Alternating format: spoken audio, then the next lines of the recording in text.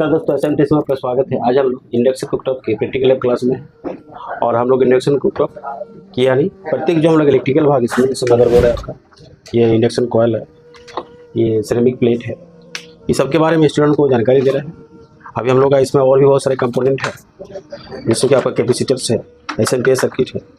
तो हम लोग देखते हैं कि हम लोग का 2 दिन का क्लास हुआ है, ये दूसरा दिन चल रहा है और 1 दिन क्लास हुआ है। तो ये 2 दिन के क्लास में लोग क्या क्या सीख रहा है और क्या किस तरह समझ में आ रहा है तो स्टूडेंट से जानते हैं, और यहाँ के किस तरह का प्रैक्टिकल क्लास होता है और भी सब्जेक्ट में उसके बारे में भी जानते हैं, और कॉम्बो कोर्स के अंदर का क्या क्या कोर्स शामिल है। तो आप अपना नाम बताइएगा।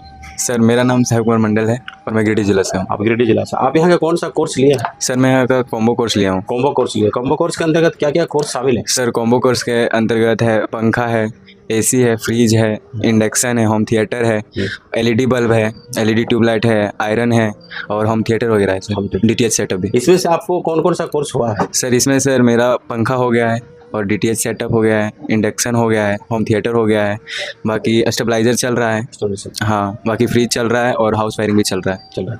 ये सब में जो चल रहा है और जब हो गया है उसमें प्रैक्टिकल क्लास के रूप में आपको किस तरह का मिला? सर प्रैक्टिकल क्लास बहुत बढ़िया मिलता है यहाँ पे इंडक्शन का, मतलब हर एक प्रैक्टिकल क्लास आपको थ्योरी भी बताया जाएगा और प्रैक्टिकली पूरा हाथ से करवाया जाता है यहाँ पे। हाथ से करवाया जाता है ताकि स्टूडेंट वो चीज़ को वो आराम से समझ सके और उसका जो डाउट है वो भी क्लियर हो सके। जैसे आप ये मदरबोर्ड है, इस मदरबोर्ड में बहुत सारे कंपोनेंट है जी सर, और इस कंपोनेंट के तो है ही, साथ ही साथ इसमें बहुत सारे सेक्शन भी है।